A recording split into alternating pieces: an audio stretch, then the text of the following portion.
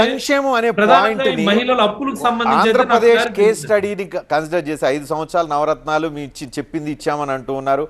ఇంకా ఇవ్వలేకపోయాము అనేది లేదు అంటే కూటమి ఇచ్చిన ఎడిషనల్ ఎష్యూరెన్స్లా ఇవన్నీ పక్కన పెడితే సంక్షేమం అనే పాయింట్ ఆంధ్రప్రదేశ్ ఎలక్షన్ రిజల్ట్తో ఏమర్థమైంది, మీకేమర్థమైంది?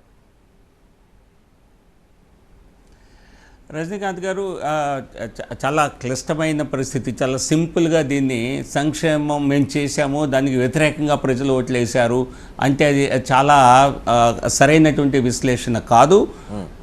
పోటీలో ఉన్నారు, కనీసం 40% ఓట్లు వచ్చాయంటే ఏదో కొంత మంచి చేయబట్టి 40% అన్న వస్తుంది. కానీ చాలా వ్యతిరేకత మూటకట్టుకుంది ప్రభుత్వం. ఈ 60% ఈ ప్రభుత్వానికి వ్యతిరేకంగా ఉండటానికి ప్రధాన కారణం ప్రభుత్వంపై వ్యతిరేకత. చాలా బలంగా పడింది అన్ని వర్గాల నుంచి. చూడండి, ఫర్ ఎగ్జాంపుల్ నేను అనేక ఎగ్జాంపుల్ చెప్పచ్చు. మీరు ఇప్పుడు బీసీ కార్పొరేషన్స్ ఉన్నాయండి, మేము బీసీలకు పెద్దపీట వేసామని చెప్పారు. కానీ ఏ ఒక్క బీసీ కార్పొరేషన్ దగ్గర నాకు తెలిసి 5 లక్షల రూపాయల నిధులు లేవు, 1 లక్ష రూపాయలు లేవు.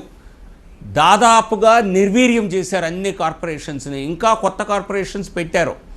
ఇది ఒక విశ్లేషణగా చెప్తున్నాను. వారు వినదలుచుకుంటే వినొచ్చు, లేదా దాని అభ్యంతరంగా చెప్పచ్చు.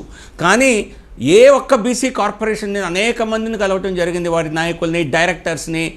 0 నిధులు, అన్ని పథకాలు ఆపేశారు. అన్నిటిని తీసుకెళ్ళి మేము అమ్మఒడి ఇచ్చాం కదా, సో మీ వర్గానికి రావాల్సినటువంటి నిధులు కూడా ఈ కార్పొరేషన్ ఫండ్స్ అన్నిటినీ కూడా అమ్మఒడిలో కలిపేసి ఇతర పథకాల్లో కలిపేసి నవరత్నాలే ఇంప్లిమెంట్ చేయాలి.